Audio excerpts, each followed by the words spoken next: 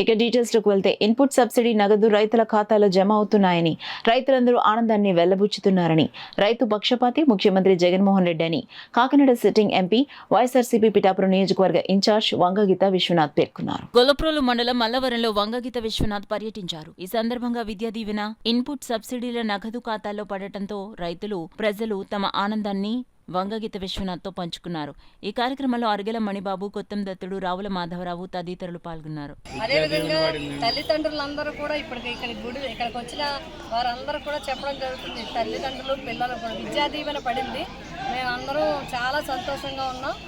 ప్రతిపక్షాలు మరి కూటమి కూడా ఎన్ని అడ్డంకులు పెట్టినా జగన్ గారు ఇచ్చిన మాట ప్రకారం వారు మా అందరికీ కూడా ఇవ్వటం జరిగింది.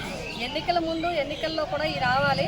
అయినప్పటికీ కూడా ఎలక్షన్ కమిషన్ని ఒత్తిడి చేసి ఆపాలని చూస్తే హైకోర్టు కూడా జగన్ గారికి సమర్థించి ఎలక్షన్ అయిపోయిన వెంటనే మరి అందరికీ ఇచ్చేలాగా చెప్పడం, వెంటనే మాకు అందరికీ కూడా రాత్రి నుంచి ప్రతి ఒక్కరికి కూడా డబ్బులు పడుతున్నాయి. మేము చాలా సంతోషంగా ఉన్నాం.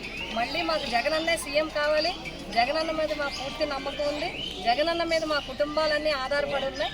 మేమంతా ఆనందంగా ఉన్నాం. మా పిల్లలు విద్య కావాలన్నా, మా పిల్లలకి చదువులు ఎల్కేజీ నుంచి విదేశీ చదువులు కావాలన్నా, ప్రభుత్వ పాఠశాలలు బాగుండాలన్నా, అదేవిధంగా రైతాంగం ఎవరి దగ్గర చేయి చాచకుండా రైతు భరోసా కేంద్రాల్లో అందుతున్న సేవలు అందాలన్నా జగన్మోహన్ రెడ్డి కావాలే ముఖ్యమంత్రి కావాలని అందరూ కూడా కోరుకోవడం జరుగుతుంది.